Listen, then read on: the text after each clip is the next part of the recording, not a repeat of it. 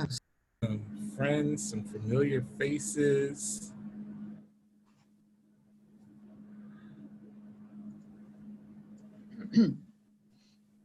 Welcome, welcome, welcome. I'm going to get started in a couple of minutes. We just want to give people just a minute or two to get in. We don't want to penalize the punctual. So we're just going to, just a minute or two.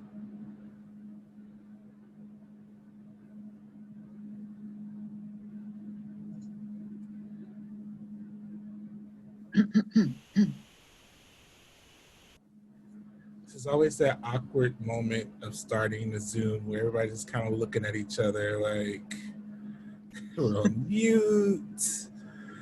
I feel like I should be doing something other than just looking, like, say something profound, a joke, sing, dance, something, I don't know.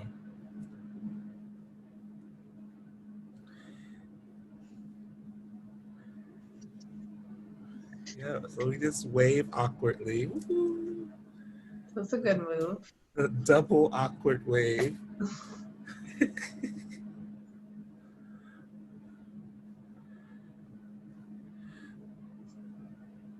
What we really do is check out everybody's backgrounds, like who's outside, and Kate's got a cool aquarium, and Absolutely. Amy's got a record on her wall, and I always feel so nosy when I ask questions about people's background. well, usually it's libraries, but I don't see libraries. Awesome. I think we can go ahead and get started 3 minutes after. We only have 87 minutes left. My name is Reverend Derek Terry. I'm the pastor of St. Peter's United Church of Christ in Cincinnati, Ohio. I'm in my office at church right now. Kate McCracken, she is my awesome friend who is going to be moderator, mediator, I don't know, what's the term? Host? Helper. Okay, whatever Zoomer. term. Zoom. You're going to run the Zoom machine for us tonight. And so thank you so much to Kate. In the chat right now, Kate's the only one that can see it, but if you could just tell us where you're from, if you can just put in the chat where you are Zooming from. If it's Cincinnati, you can tell us what part. If it's across the country, you can just shoot us your city, just so we know. Oh, I see some Louisville, my hometown. Woohoo! Yeah, I opened it up so people can now send it to everybody. Everyone can Awesome. Awesome. So yeah, I see Louisville. There's a lot going on there. Pleasant Ridge. Hey, Pleasant Ridge. I'm in Pleasant Ridge right now. Cincinnati, downtown Cincy, Fort Thomas, Kentucky, Anderson, WCPO. Awesome. So just a little housekeeping. We are recording today. And so if you do not wish to be in the recording, you can turn your camera off. Also, there's a couple of news outlets that have joined us today locally in Cincinnati. So if you don't wish to see your square on the news later, you can black out or cancel your camera as well. Yeah, so welcome. CPO is asking, will you please have permission to record this chat? I say yes, but I don't, anyway, there we go. So we're gonna go ahead and get started. Thank you all so much for joining, for signing up. It was really, we've done these type of things before, of course, with the pandemic. It's shifted how we do this. Typically, we are in church And in church, we break up into small groups, and we have mediators in each group, and we answer questions, and that gives everyone the opportunity um, to talk and to get in on the conversation. I was really surprised at the number of people who signed up, and so we did not prepare this time to break up into small groups. And so we just ask that if you have questions or if you have any feedback like that, if you could just send it into the chat, and then Kate will keep us on schedule, making sure that we're addressing those questions and whatnot. That way, with 50 people on right now, if everyone takes 1 minute or 2 minutes, then we haven't had any discussion. And so just for the sake of time and efficiency, if you could just send it in the chat, and next time, I promise, in small groups, we'll be able to have a lot more discussion. Really quickly, I'm just going to give a brief introduction of who I am, why I'm doing this work. I need to share my screen, and that it says I'm disabled right now. I gave all the power to Kate. And so just 1 second, and we'll start that. Try it now. Got it.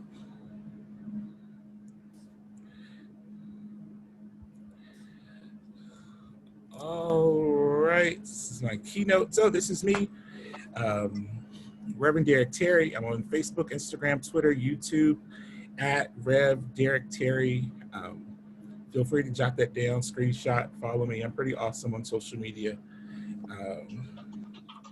And so there's that. This is my church.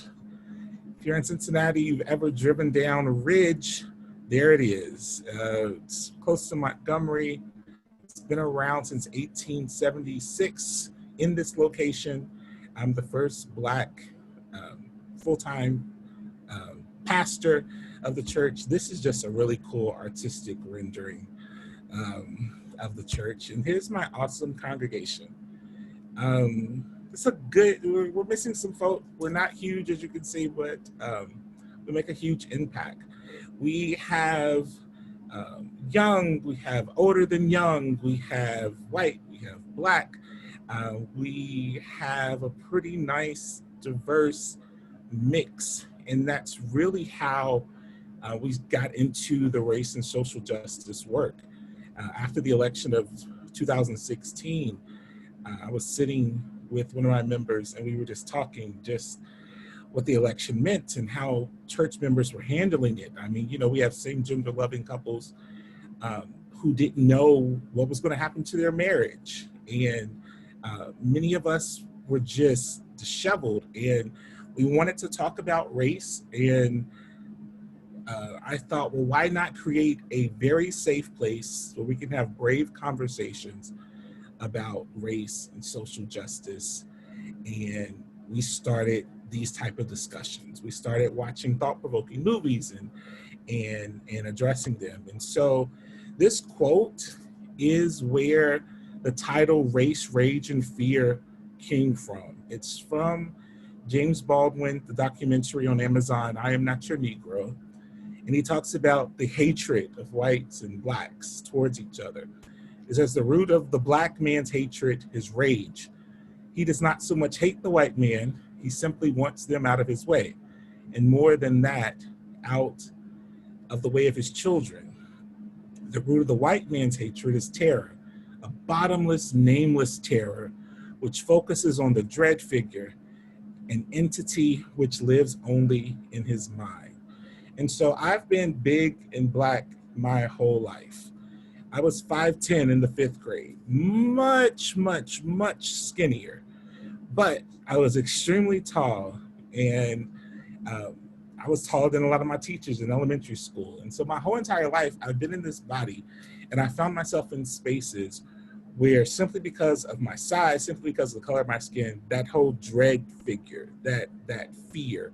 And we've seen a lot of what happens when people are afraid. And we're seeing a lot of rage right now. And so this conversation is so appropriate for this time to discuss and to talk about race, and to talk about the rage that we're witnessing, and to talk about the fear. So if you've signed up in our events, we had 3 things that we were going to discuss today. I can stop sharing. 3 things we wanted to discuss today is 1, the social construct of race. That if you've ever done race work with race before, or race and social justice, then you've heard, these construct of race, that race is fake, that race is something that we've constructed. If you've never done that work, this may be a little foreign to you, but that's okay. 2, we're going to discuss how these constructs have caused rage in Black people and fear in white people. And that's a lot of what we're seeing today. We're seeing riots. If you're on social media, you're seeing where people stand as it relates to the protests, the riots, the looting, the language, what we're experiencing from the federal government on down. That's what we're witnessing. And then 3, my favorite part is hopefully you can compose an individual list of practical things that you can do to help identify, dismantle, and tear down the systems of white supremacy, of racism, of oppression, of disparities. What this is not, it's the work that we do at St. Peter's is not to try to convince people that certain things exist. I don't argue with people on Facebook anymore. I've evolved. Simply because for me, certain things are just fact. And this is also not a political thing for me. This is a moral thing, right? Is that when people do things to other people that are morally wrong, as a minister, as a thought leader, I consider it my duty, my obligation to educate and to stand and to say something. And so that's the work of today. If you have any questions, you can send them in the chat. Kate will get them, and she'll keep me. We'll stay on board. And so first, we have this idea that race is a social construct. We're all humans, but in this country, over the course of its history, those in power have decided slowly and methodically and with legislation and at several points in time it looked differently, but to use race as the tool to separate, as the tool of power. And it goes back to the 17th century in this country. We should understand that the white working class were pretty similarly related with the Black working class at that time, early slaves. Early in history, slavery was not something that happened in perpetuity. It was for an extended period of time, and it was over. Early white working class, the indentured servitude, they were indentured for a period of time, and it would be over. They were both in a state of bondage. By the 18th century, we started to see that the master class started to write race into law and to phase out indentured servitude in favor of a more enduring labor. And so in other words, why only keep someone indentured for 5, 10, 20 years when you could take someone and have all of their progeny your property and not have to pay them for an entire lifetime, and their progeny not have to pay them as well? And so we started to switch from that whole idea of indentured servitude to slavery. It's cheaper, free labor. And so the descendants in this process, the descendants of indentured individuals got and were entitled to the full benefit of whiteness, while the descendants of slaves were slaves. And we see that throughout history. We see that in that early 18th century when that starts to take place. And so they were not these early whites, even though they were no longer indentured, they were not free from the low wages and from the back-breaking labor. But they did have certain benefits. They weren't slaves. They weren't property. And so by the early 19th century, we start to see this become even more solidified, where a lot of the language in the early 19th century that's introduced is white people were the help, and Black servants or Black workers were slaves. The help was to be white, to be free, to be virtuous, to be just. You are worthy of citizenship. Most people don't realize up until pretty recent in American history, you had to prove a level of whiteness just to become a citizen. You couldn't become a naturalized citizen in this country if you weren't white. Whereas servants or Blacks were demoralized, they were lazy.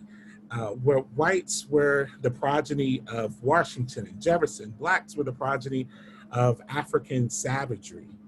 And so we really start to see this shift. Intellectuals of the time started to tell wealthy white people that it was immoral and cannibalistic to exploit the white working class when there were these Black people who were less than and who were substandard and who could be exploited. I have another slide to show, and this is a quote.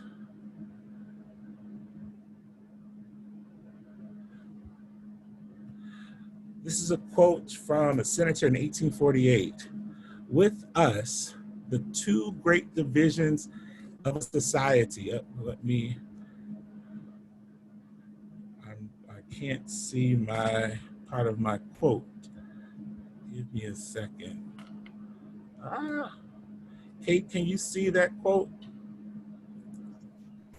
I can. You want me to read it? Yeah, can you read it for me? Sure. Also, upper part of your screen, it should say view options somewhere. You might want to fiddle with that till you can get the full screen. Yeah, my mouse is being weird. Okay, so it says, with us, the two great divisions of society are not the rich and poor, but white and Black. And all the former, the poor as well as the rich, belong to the upper class and are respected and treated as equals. That was 1848, Senator John C. Calhoun. Awesome, thank you so much. And so this is where we start to see that division, that really distinct division that Black people are the lower class, that white people, by simply their whiteness, are the upper class, even if they don't have anything. Even if the Black person owns land and has way more money, because they are Black, they are substandard to the white person. Jefferson Davis, this quote on the eve of succession goes a little bit further, of again establishing how this idea of race was established in this country. Can you read this one for me, Kate? Sure. I say that the lower race of human beings that constitute the substratum, it went away, there it goes. I don't even know how to say that word. Substratum, of what is termed the slave population of the South, elevates every white man in our community. It is the presence of a lower caste, those lower by their mental and physical organization, controlled by the higher intellect of the white man, that gives this superiority to the white laborer. Menial services are not there performed by the white man.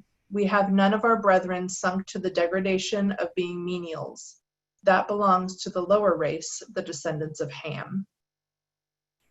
And of course, we know Jefferson Davis in history became the president of the Confederacy. And so this is important. It's important for us to look at history because this is what established, this is what lays the foundation for the laws and for the rules and for the way of life and for the thinking that we see today. These institutions, and this is what people were thinking. And so what happens when you build a system, when you build an economy, when you build a country based on the idea that some people simply because of their race are above and some people simply because of their race are beneath.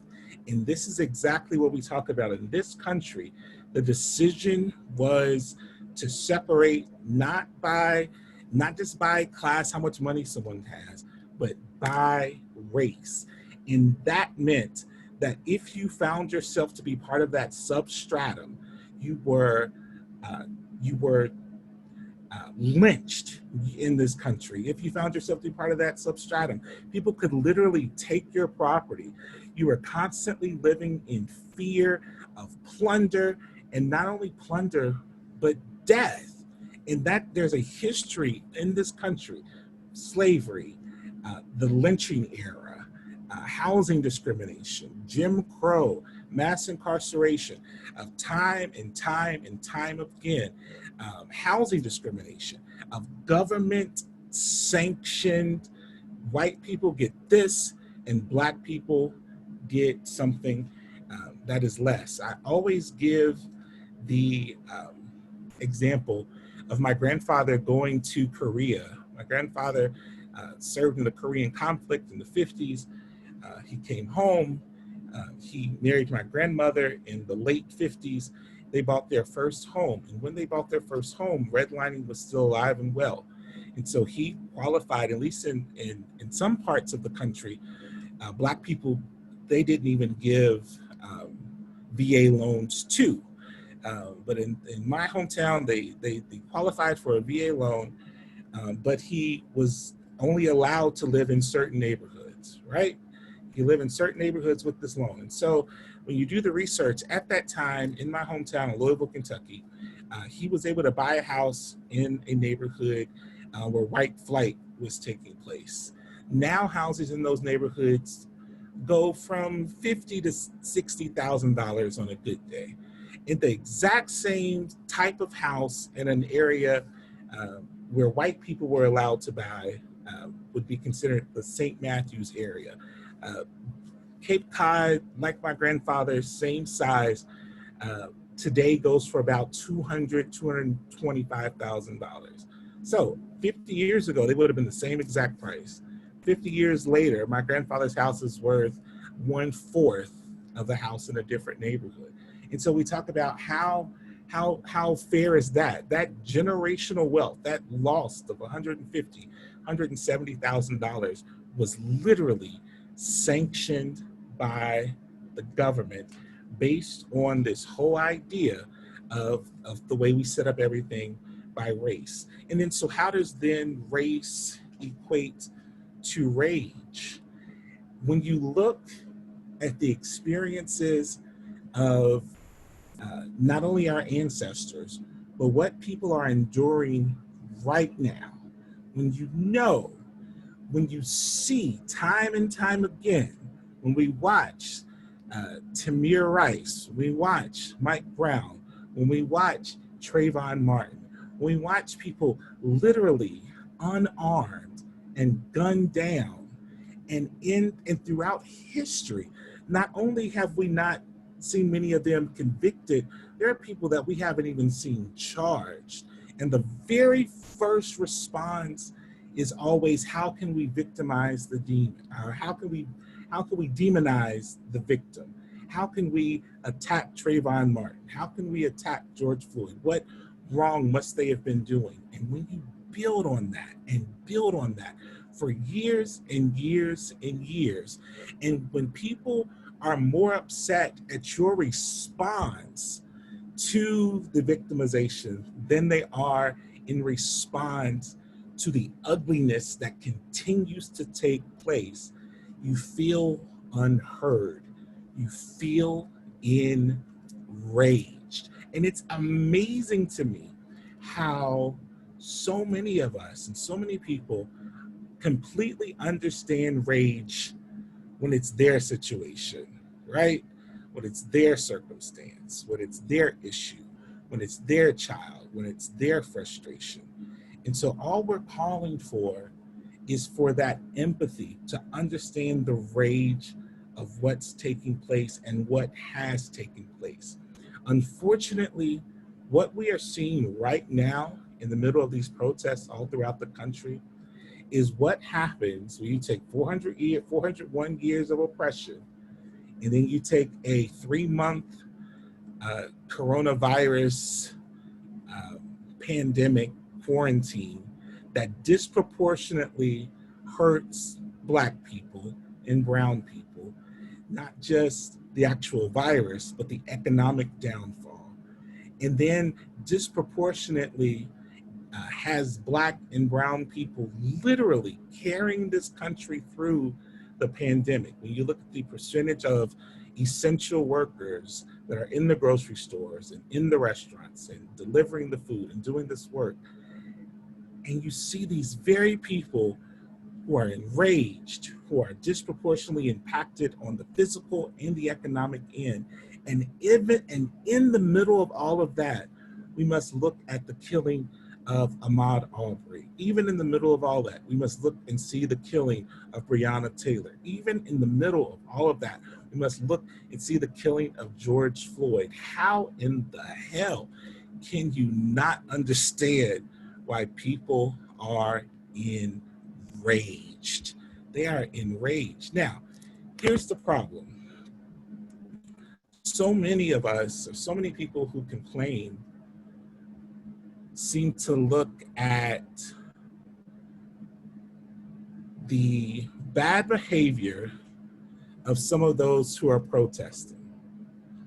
And because there's bad behavior from some of the protesters, then it must all be bad. I post stuff and you would not believe some of the things that people send in my inbox. You should be praying for us to get back to peace and harmony.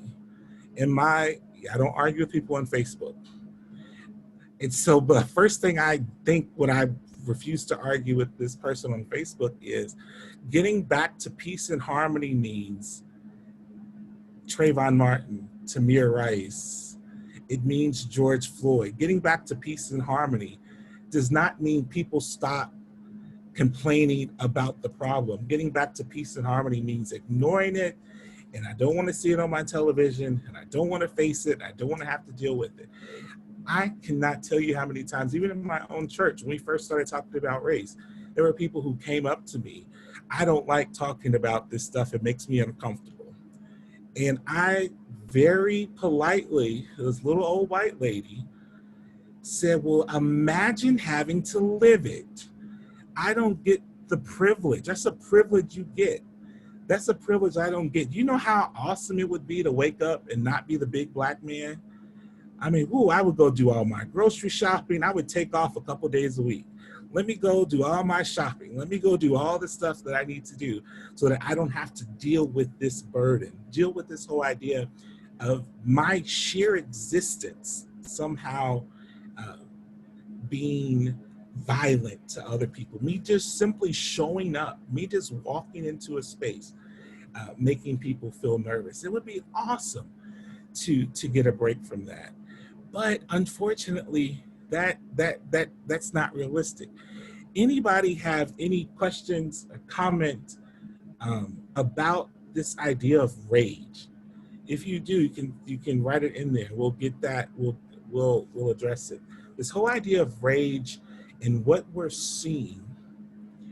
Dr. King has been quoted in saying that a riot is the language of the unheard.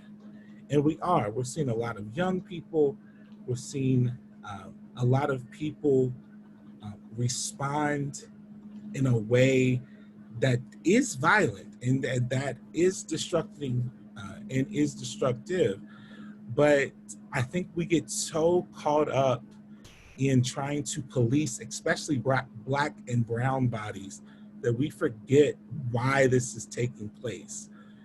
You can't be upset when a teenager is mad that people that look like them keep getting killed and nothing seems to happen. Remember when all this first occurred, how long did it take for Ahmaud Arbery's killers to be prosecuted, or for them to be brought to task? How long did it take before the police officer? There are still people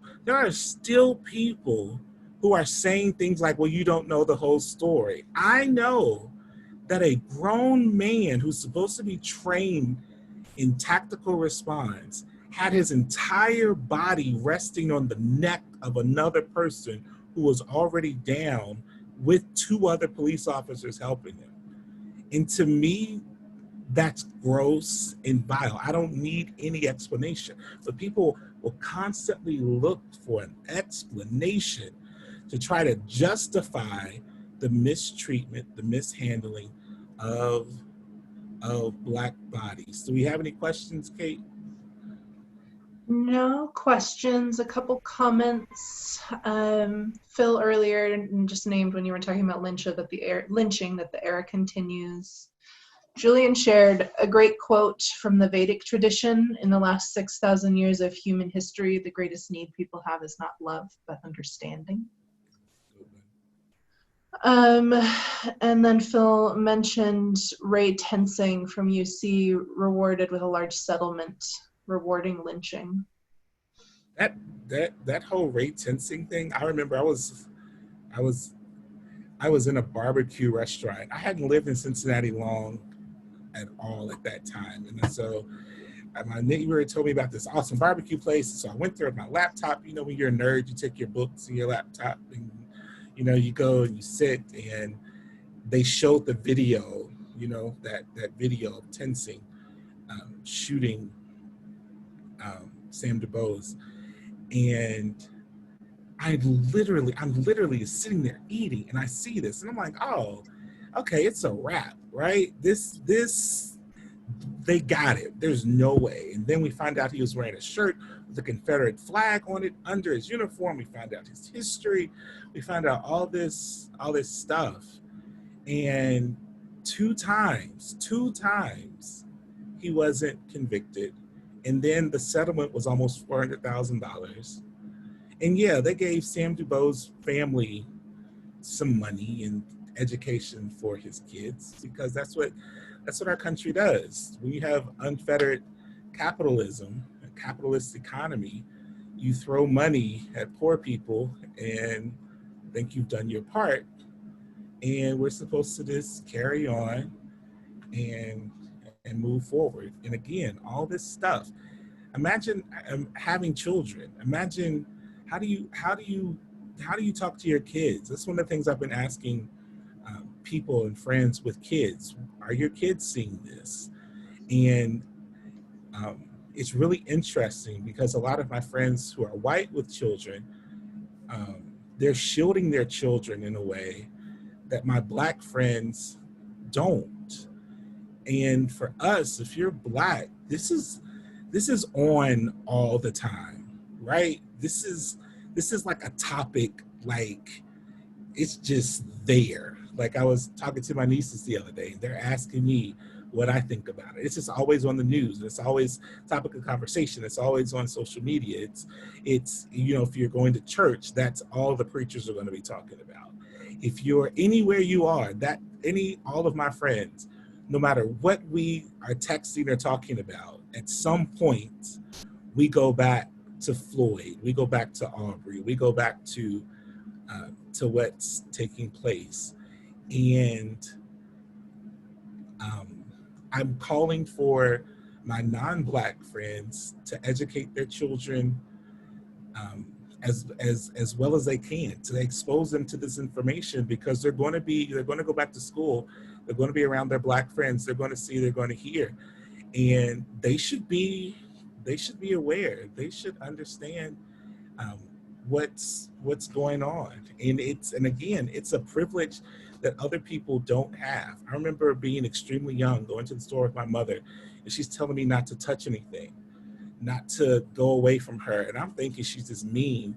She doesn't want to buy me something. She doesn't want me to be accused of stealing. She doesn't want me to, to have some type of issue in the store. So there are all these cultural things that happen at the margin that people don't even understand, and people don't even get. When we talk about rage, Eric, before you move on, there is a question now that's connected to a lot of the points you're just making. As a white teacher of mostly Black elementary students, how can I support my students when they are feeling this rage? how can I support my students when they are feeling this rage? How can we find out how old these students are? Elementary, mixed, K to 6. Elementary, mixed, K to 6. So for me, as far as I'm concerned, one of the things that we have to never, ever, ever do is dismiss someone's feelings or dismiss someone's experience. I remember being a child, sometimes even in my own family, to express frustration or anxiety was often caught with, go sit down, relax, you'll be fine, right? But what we have to remember is children absorb and listen and pay attention in a way that adults don't. And every my grandmama used to say, every shut eye ain't sleep. And so we have to, one, acknowledge what they're feeling and acknowledge what they're experiencing. And the teacher, you may be the one to help them to get that out. How are you feeling? What's going on? What are you thinking? How, what, help them to process that information, but then also help them to find outlets, really healthy outlets to use that rage with. One of the greatest things I ever learned from a teacher in elementary school was how to meditate. It sounds really crazy, but my music teacher, she really, one day in music class, this is the end of 5th grade, she said, all right, I want you to stop. And she really taught us how to silence the mind, how to breathe, how to quiet. And to this day, when I find my brain all over the place, when I'm doing my daily meditations, I don't even remember her name. I barely remember what she looked like, but I remember she taught me how to do that. And so if there are ways to do that. And then I also posted on Facebook the other day that we should use our rage to intelligently and strategically bring out the change that we want to see in the world. And as a teacher, that just sounds like a perfect opportunity to this moment. We should be creating. Creators, if you're a writer, if you're a singer, if you're an artist, you should be creating stuff right now that reflects the times that we're in. And what better tool for channeling that energy than with young people? I don't know, Austin Pollock type style, like there's something with movement and getting that out. And there are ways to do that are healthy, and there are ways to do that are unhealthy. That speaks to another question that came up, which was also considering college age. I hear a lot of the options you just named would work for all ages. Anything specific you'd name for young adults? Absolutely. Young adults and college age students, I have to give myself, make sure I don't go on a 10-minute response to this one, because you just learn so much about yourself in college. College was one of those, like, that's the first time I really read Du Bois and James Baldwin and took classes and was, learned activism and all of that rage and energy. There can be a desire to want to be in Selma in 1965. And so sometimes you can try to create and try to push and use that passion to go do some foolish or unhealthy things. And so what I would tell college students to do and young adults, if you're enraged, this is the nerd answer, but it's such an important answer. And that's to study the movements that in the past and to pull those principles and tweak those principles to work right now. it's not just enough for you to show up and be angry. If you don't have a plan, if you don't have strategy, if you don't have the tools. Parting the Waters, America During the King Years, is a huge book. Branch, I can't remember, it's Taylor Branch, I think. He wrote it's two parts. It's Parting the Waters, and I forgot the other one.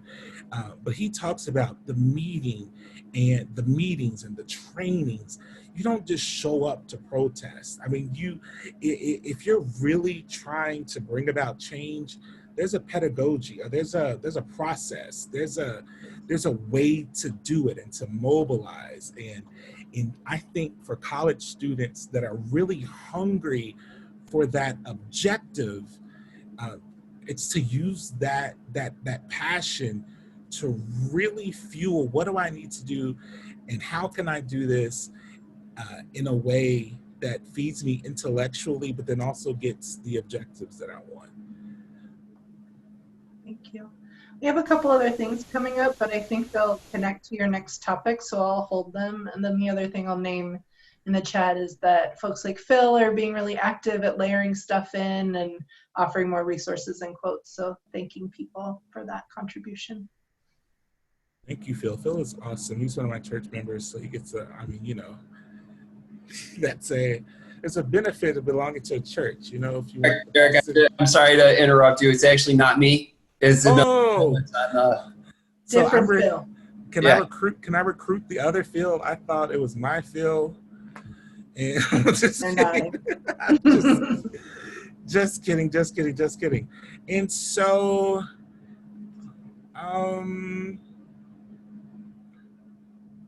one of the things that whenever I talk about race, that tends to piss people off, so I have to bring it up.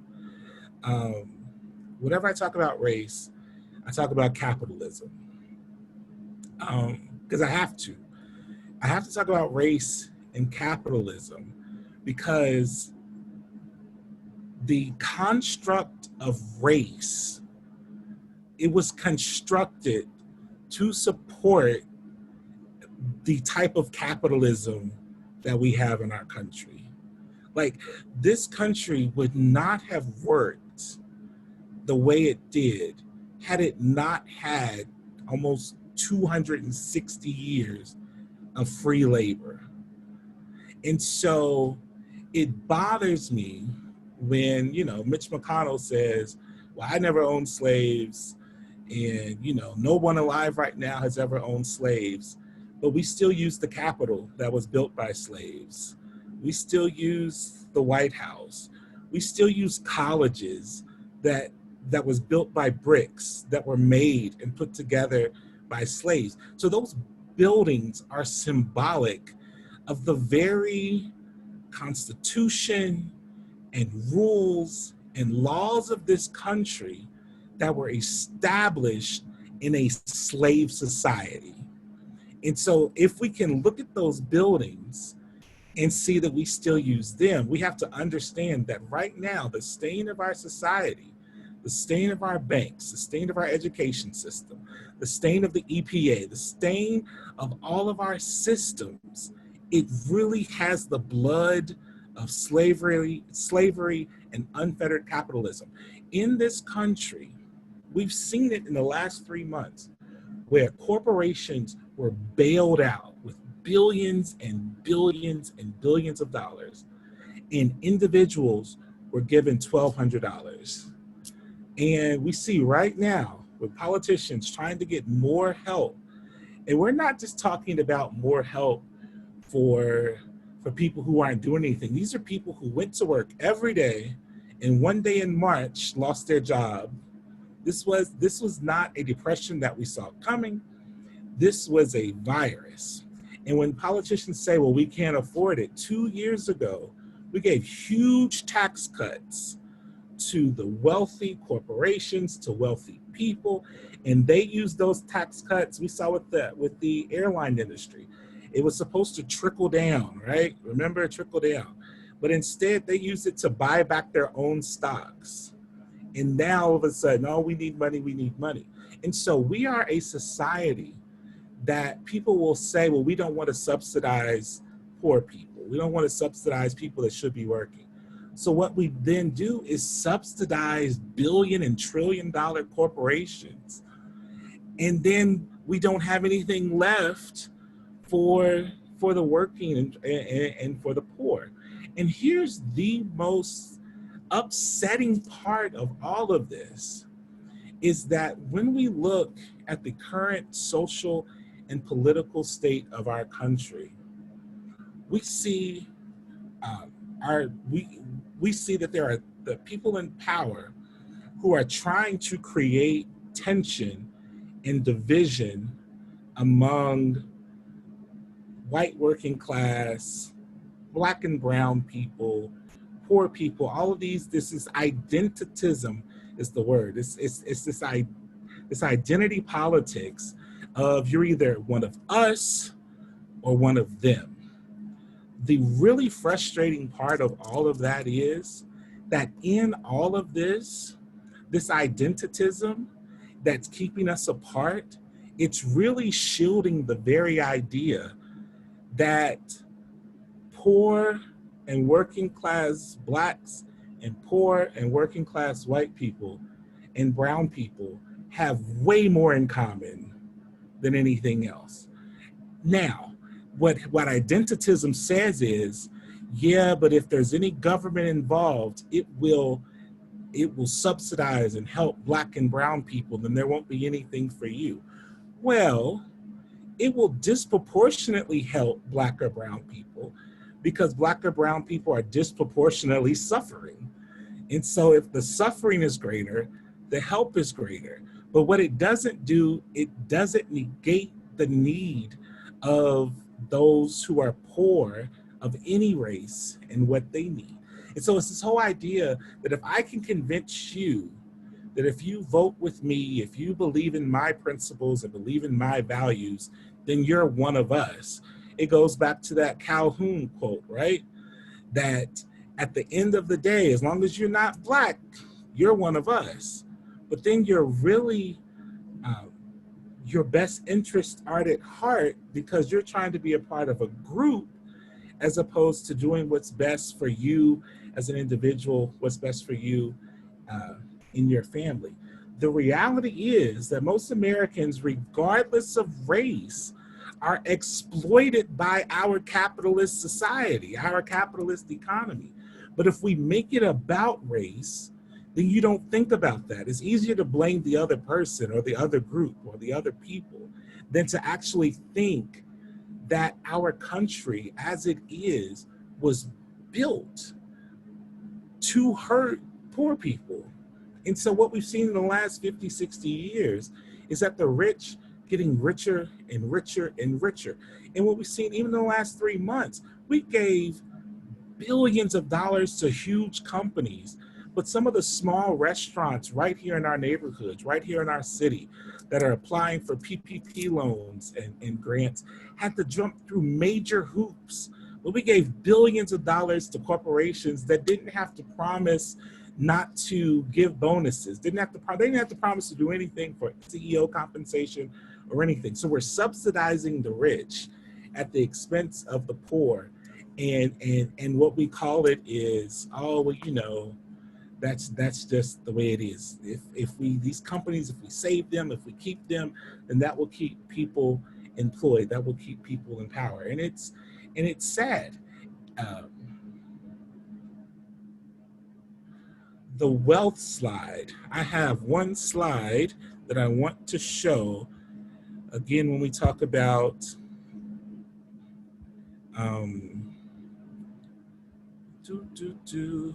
when we talk about disproportionate wealth in our country. So this Federal Reserve Board 2016 survey, consumer finances, was the median value of family net worth in our country. And so non-Hispanic white, I can't see the amount. I think it's like 170,000. Yep, 171. 171, it's off the charts over here. I can't even see it. And then the average Black African-American non-Hispanic household, $17,150. Hispanic or Latinx, $20,720. Other multiple races, $64,000. And so net worth, really, really simple calculation is, wealth, what you're worth, minus, the liabilities, for, debt and all that stuff.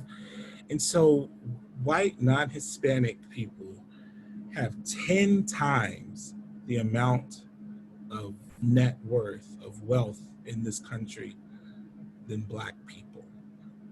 Now, there are people who will look at these numbers and, the word, I don't like using the word privilege a lot, because people equate privilege too much with money, right? And, I'm not trying to sound like an elitist at all. $170,000, we can't stop working for the rest of our lives if that's how much we're worth, right? So a lot of people, you have a net worth around there, they would say, well, this is working class. This is, my house. That's mostly what it is. My stocks, my retirement, this is, I worked hard for this. No one gave me anything. My grandfather worked hard. And so it's this whole idea that if you're black, if you're brown, the reason why you don't have $170,000 of net worth is because you haven't worked hard, or there's something, wrong. I got into a huge, I guess it was an argument, discussion with someone during this whole pandemic, because he told me, well, people are going to learn that they need to save. That's why they're hurting right now, because they haven't saved. And I got offended because I know what it was like not to be able to save anything. And it wasn't that long ago where saving was just far away from me, right? And I have friends that work 2 or 3 jobs, making $10, $12 an hour at each job, barely have a car, they pay rent, they have food, and there is no saving. There's no room to save. If you have $2,000 worth of bills every month and $1,700 worth of income, you're constantly, let me pay this bill, let me make an arrangement on that bill, let me, call and get an extension for this, let me do that. And this person has no concept of what it's like not to have a lot of money, not to be comfortable, right? So I've had friends that I've loaned $100 to so that they didn't get evicted. So for a lot of people, $100 doesn't seem like much money, right? So if we don't have the cash, a lot of us can, call a parent or call a couple of friends or put it on a credit card if we need $100. But if you don't have any money, like no money, and your family doesn't have any money, $100 may as well be $1 million. And so it really pisses me off when I hear people say, look at stuff like this and say, well, they need to work, they need to save. What are they saving from? And in our society, again, the unfettered capitalism, it is designed in such a way that the American dream that many of us were told doesn't exist. This whole idea of work real hard, save your money, start your business, if it happens, it's more of an outlier than an actual something that is normal and something that happens. And so in our branch of capitalism, we then convince ourselves that there's something wrong with us, that it's not fair, that I've done something wrong, that I'm wrong. And that's what a lot of the rage that we're seeing is too. When you have people who have been for years told that they're the problem, and they start to get an education and they start to learn and they start to experience things for themselves and they start to see stuff, you can't help but get mad. I remember being in college, and I did not take, I feel like a lot of my friends were taking like Pan-African studies. I took one class because of my major, but I was reading some of the books they were reading, and it really pissed me off that in the Souls of Black Folk in 1903, was some of the same stuff going on in 2003 when I was in college, 100 years later. Some of the same principles. You could have picked up paragraphs and read them in 2003, and it would have made the exact amount of sense.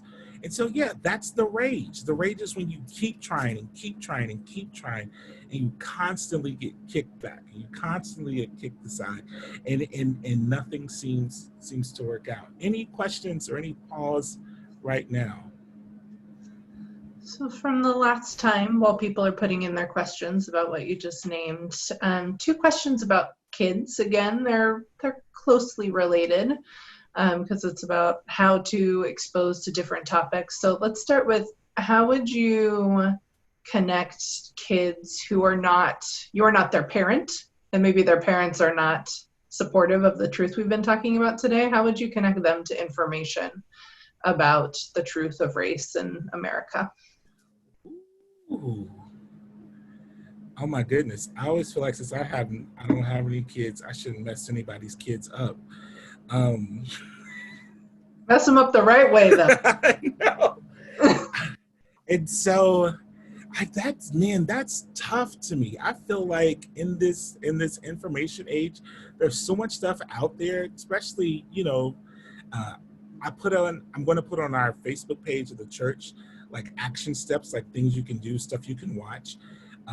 For me, the Great Awakening, I don't know how old these children are, but for me, the Great Awakening was reading. I love to read. And there was a woman in my church by the name of Mrs. Ruby Doyle, who was the church historian. Went to a small Black church in Louisville. And she put books and poems and things in my hand and would ask me to read them. And she was a teacher. So she would ask me to read them and give a report the next week. Not a written report, just an oral report. And she's the one who every Black History Month at church, she would take huge posters of Black people and like literally magazines and cut out their faces and number them 1 to 100 all around the church and give you a blank piece of paper. And you had to go through and name all these people and what they did. And so it's creative. She did this without my mother, she just did this. Like she took it upon herself to invest in me. And so it's, finding those little ways of being supportive and showing an interest. I see young queer Black people sometimes, and I'll talk to my, I have a friend who I think his brother maybe same gender loving, and I'm like, hey, how's your brother? You should show him this, you teach him that, just like to kind of slide it in there to get information that really may be helpful. The beautiful thing is you may plant seeds that you never see grow. Like you may put information out there and say something that you never see what happens to it later, but you've done your part. You see a movie, you hear a song, you read something, you show it to them, you just never know. There are plenty of things that I hated when I was younger that people did for me. And then years later, I'm trying to remember, who was that singer that, my daddy always made me listen to that I couldn't stand? Like you go back. So another layer, again, talking to kids, this one from a parent directly about their own white kids. They have young kids, 4 and 6. They've talked about race and racism and disparities and policing and sentencing and all of that. They haven't yet talked about murder of Black and brown bodies. What age is the right age? Are they already too late? Are they leveraging their privilege and having not talked about it? Your kids. Your kids. I always feel guilty because I don't have kids, but I think more information, I think kids can handle a certain amount of information at a time. Just because you don't have to get gory and show disgusting pictures to talk about, someone being unfairly taken away from their family. Because again, when we see the pictures of Coretta Scott King at her husband's funeral, her kids were young. That was something she couldn't shield from them. Philando Castile, all these people, Sam DuBose, these people, fairness doesn't say, oh, well, Malcolm X and Medgar Evers are too young, their kids are too young, this shouldn't happen. And so it's really, for me, it may be easy if you show the kids, look, but at the same time, you don't want to traumatize the kids because you're showing them a dead daddy. I don't know. At the end of the day, I'm not trying to mess up people's kids. Any parent have any advice in that regard? I see some things coming up in the chat echoing the same things you said. Kids are different. Also, don't deprive your kids of the truth because of your own discomfort. There are television and like Blackish has good episodes, a recent one that would be a good way to expose family, different ages. And we're going to do something on I don't know if it's on the church Facebook page or my Facebook page. We'll probably cross-post it. On Friday, one of my members is a pretty awesome psychologist, right? Did I get that right? Yeah, I think so. And we're having a discussion about trauma and residual trauma and what it looks like. Because, some people will say, well, did you know the guy that got killed? Well, no, but it still resonates with me. And so maybe that's something that we can discuss on Friday. Like, how do you talk to your kids about this and what are resources available? I was going to say that could be a whole session, hours. Also, just naming for folks, if you don't know, if you're on Zoom on a computer, bottom right-hand corner of the chat, there are 3 little dots. And if you click on that at the end, when we near the end, you can save the chat. And that way you'll have a list of all of the great resources that have been put in here. You don't have to copy paste them. Doesn't work on an app, but on the computer it does. You're so smart, Kate. I'm so glad you're helping. Anything else? I haven't seen any other questions. If I missed yours, wave your hands in front of the screen or retype it. So what I do want to do right now, I've talked a lot. I'm going to bring in Meg. Meg is awesome. She's a member of the church, but she's been doing anti-racism work for a long time. And one of the things that white people always ask me is, what can I do? What can we do? And it's way more than, well, actually, we don't want you to argue with your drunk uncle at Thanksgiving. That is not how we dismantle systems of white supremacy. And that is how you mess up Thanksgiving for everybody. And so Meg is going to discuss what white people can do, and then we'll talk more about that, and then we'll be ready to close around here. Thank you, Meg. Yeah, I have just a couple of comments. One is starting with the construct that was introduced tonight about really how socialized we are, that whites are different from blacks. And that white people have internalized that so much that really I find that as part of any action that we take, we have to always be checking, like, am I seeing black people as other in this situation? Because one way of doing it is being bigoted and treating people as if they're less than. But for most liberal white people, progressive white people, it shows up in other ways. And it's mostly that we still think as white people that black people are somehow just in another category. They're somehow other. So sometimes when people say, well, what should I be doing when I see that a black person has been murdered? And I say, what would you do if the black person who was murdered was your uncle? All of a sudden, you wouldn't know what to do. But you don't think of that person as your uncle, because your uncle actually isn't black, and no one in your family is black. And we're, as white people, we're really not taught to have that kind of imagination to overcome those constructs of that white people and black people are actually so different from each other. So a good example of that was a chant that we were chanting all the time during the marches for justice for Sam DuBose, which was, I am Sam DuBose. And even the white people were chanting it. What kind of radical identification can we make? We really are all one human family, rather than one up and one down or really radically different from each other. Okay, so to go from the very personal, I tend to go straight to the institutional. And when you think about it, the way racism works is that it's all a web. The way capitalism works is it's all a web. You start with economic exploitation, and you rip people off of their labor. You don't pay them a fair price, and you make it so that people cannot, as people were saying in the notes, that people cannot save. They cannot get ahead. If they get health care, if they get Medicaid, they can't save.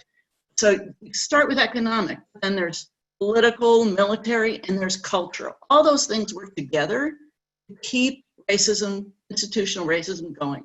There's no one way to do this. All of those structures need to be dismantled. They all carry inequalities in them. They all work very efficiently, whether it's in housing, banking, education, policing, to perpetuate systemic racism.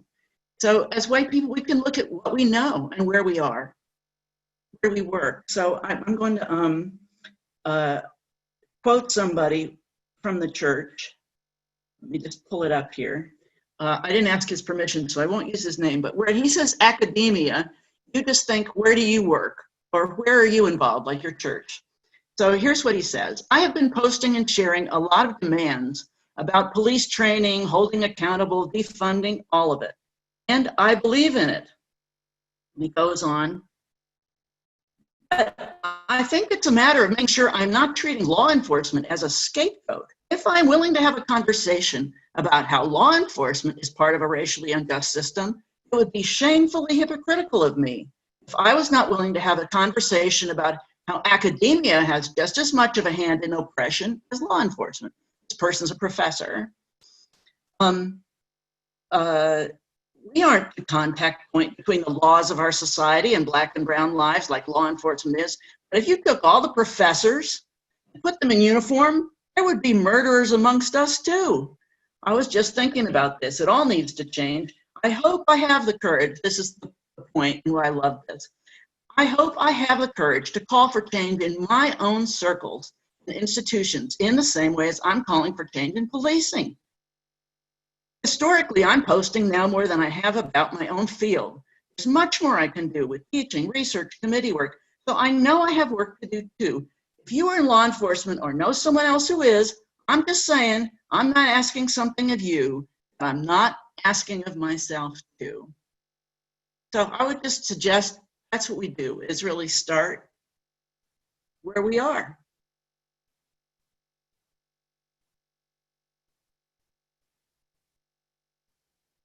I muted myself. Thank you so much, Meg. Well, thank you to the person who wrote the post. They're here on the chat. Right. That was awesome. And that is a start. And that's one of the things that I gave an interview today about this. And it just reminds me of every time I talk about race work, social justice, dismantling systems of oppression, marginalization, in any way, one of the last questions is, what is the hope? Like, what is your hope? What do you want to happen? But, or people ask, so what's something positive that you see? And it drives me crazy because what we want to see is the systems of oppression dismantled. That's the goal. I mean, incrementally, yeah, small things will happen and victories will win victories. But that's what we want to see, is a complete change in some of these systems. Like, there are times when something happens and we already know, we already know the script and what's going to happen if somebody's Black or if somebody's white. And if you're Black, sometimes when something happens in the news, one of the first questions you'll ask is, are they Black or white? And that's because you're deciding what's going to happen, right? If they're a Black person and they do certain things, then you know what's going to happen. If it's a white person and they do certain things, you can kind of guess what's going to happen. And so if we looked at our world, and our little individual world, the sphere of influence that we have, what can we do? And that's really how our little church started doing big race work and reading books. And Meg and I have taken this show on the road. You know, we've gone out into the community and talked. And it all started with taking that rage and that anger and saying, what can I do? What can I do? Like right now, with the protests going on, with my health, I do not feel comfortable protesting. If it wasn't for COVID, I would be in the middle of everything. And so the first, I got pissed and I got angry, but then, okay, Derek, sitting home pissed and angry on Facebook isn't going to change anything. So what do? Well, okay, you give to the bail fund. All right, what else do? You talk to your church. Okay, you know what? This is time for race, rage, and fear. So we can actually talk about it and help people process and understand what's going on. What do? I set up Black people only check-ins. So I tell all my social media, if you're Black and if you're feeling any type of way right now, 30 minutes, Zoom with me, and we'll talk about whatever it is you need to feel. People have cried with me, people have laughed. We've talked about our favorite episodes of Martin, just whatever to distract and feel better. And so that's what we do. You do what you can do. Kate offering her help to do this. We all do our part. Is there anything else in the chat, Kate, that we can look at?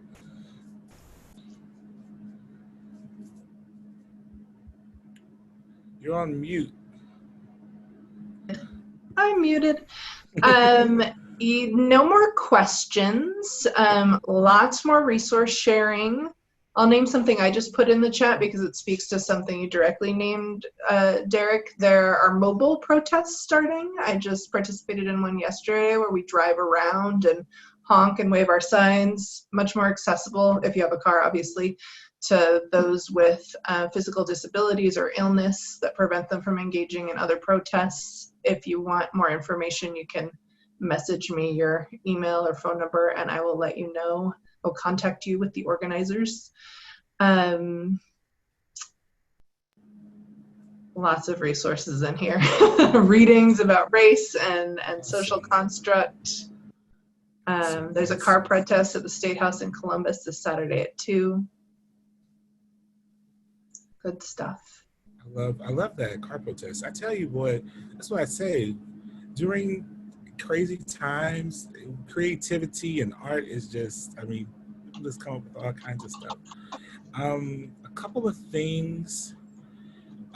If you're interested, we're having another one of these on the 17th, and we are going to break up into small groups. We can do that electronically. If you know anything about work like this, it is so much better when you're able to get in small groups and discuss and don't have to listen to me for an hour. And so if you're interested in being one of the moderators, if you have any experience doing that, doesn't matter, white, Black, old, like older, younger, it doesn't matter. You can either say so in the chat, because I'm going to save this, or you have the email, you have the church's email, you can email me and let me know. It will take a little mini training where we'll just kind of, talk about our group process that we have adopted at our church to make sure that, we're all on the same page. You'll break into groups, we'll answer a couple of questions, then we'll come back and report out.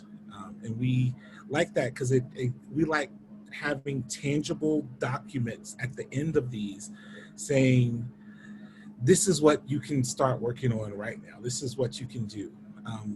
One of the other things we like to say at St. Peter's is sometimes it can seem really overwhelming because there's so much out there, and you're on social media and you're reading and you're seeing the news and everything. Like, you get that rage and you want to fix it all, you want to change it all, you want to do it all. Sometimes one of the things that's really helpful is to pick a cause, pick something that is important to you, something that means something to you for whatever reason, or a couple, and figure out what's going on in your community that you can support. Sometimes I think we have to go to GoDaddy and buy a website and start a nonprofit in order to create change. Sometimes it's just stepping up for the change agents and supporting those that are already taking place. And so I really, really, really encourage people to look at everything that's in the chat and see what it is that that you can pick up, that you can get on. Also, I have a pretty dope I have a pretty dope group of friends and people who are doing this work. And so if you have an organization, or if you have friends that or that you would like for us to Zoom or to chat with about this type of stuff, or we are more than willing to do that type of stuff as well. I do have the 17th, we're doing another Race Ragers Fear. That's when we're breaking up into groups.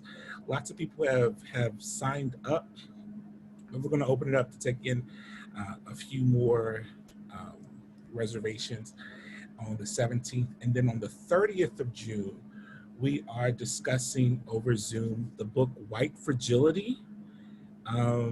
It's a really, really, really good book. It's really hard to find right now because of everything that's going on. So if you can't find a copy, email me. I may be able to loan you one. But it's called White Fragility. Came out a couple of years ago, and I think the subtitle is Why It's So Hard for White People to Talk About Race.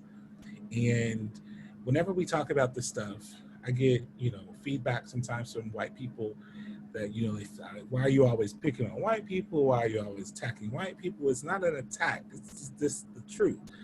And when one race controls the social, political, economic power structures of the country, it's going to take people within that race to help us to do the work of changing that. That's just fact.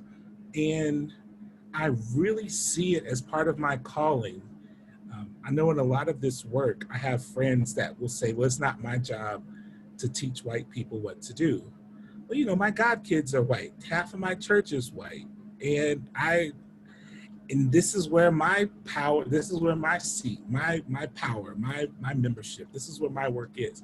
So I really do feel like it's not everyone's calling to work with the white people. So if I have to do it, I'm perfectly fine to do that, because someone has to do it, right? We get mad when white people tell each other and talk to each other about race and teach each other what Black people need. And so we want to do that work. And so if you're interested in helping with the work and being a moderator in the next group, please, please, please let me know. Anything else? Yeah, a couple business things. So there have been questions about making a donation to the church. I posted the Tithely link that's on the Facebook page and the Facebook page. Is there another place that you'd have people do that? That is perfect. That is perfect, perfect, perfect. From this group, we had donations for this actual event. And so typically what we do with those donations is it's used to advertise on Facebook for the next event. And it's used to pay for the food. Whenever we do this in person, we have a nice little spread, fruit and cookies and chips and all that. But we don't have that because we're in the virtual space. So what we're going to do with the funds from this particular Zoom, is donate half to, there's a Cincinnati bail fund, and then half to a Minneapolis bail fund. Because that's just what we're going to do. But the church is broke. And so if you would like to donate to the church, that Tithely link would be awesome. We haven't had service since March the 8th. I just felt really compelled to just invest in the movement. And so, yeah, we would greatly appreciate that. Great. The other business thing is folks asked for a reminder of how to download the chat. So if you are on computer only, it doesn't work on tablet or phone, bottom right-hand corner of the chat, there are 3 little dots. You click on that and you choose Save Chat, and it'll save it as a text file on your computer. If you can't figure that out or you are on mobile, type your email address in the chat real quick and I will save it and I will send it to you when this is over. Also, just a recommendation for folks who want to get the White Fragility book, it is available on Audible and Kindle. There are not back orders for that. So if you have the means to purchase, if you don't have the means to purchase, I have a couple Audible credits and would be happy to share if that's helpful to anyone. I'm just scanning to make sure if there weren't any other businessy things. Oh, there was a question. Is it legal to ask my job for diversity training? I have no idea. As an HR person, I'm going to say yes. I'm an attorney. Yeah, it's legal. It's absolutely legal for her to ask. That doesn't mean that her job has to do it, and it also doesn't mean that her job can look at that favorably. Right. If you're in a protected class and you ask for diversity training and then there's retaliation against you, you should talk to an attorney.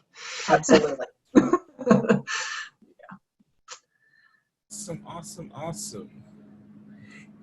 Anything else? I mean, I'm also one of those people that don't feel like, well, there's 7 minutes left. I'm going to juggle now and tell stories so that we can say we did the whole 90 minutes. So if there's nothing else, we can end. And we are going to upload this to our Facebook page in a few days eventually. So you can refer back to that. And if you registered for this under your own email, you're on our email list, so you'll get a couple of emails a month with various activities. Again, Reverend Derek Terry. I'm on Facebook, Instagram, Twitter, YouTube at Rev Derek Terry, REVDEREK TERRY. And I would love to be your friend and answer any questions. Yeah, thank you all so much. Thank you, everybody. I'm going to save the chat now, and then we'll close the Zoom. Thank you. Thank you, Kate, for all of your help. Thank you, Meg. It was my pleasure. Thanks, Meg. Thank you, Derek. Bye. Bye.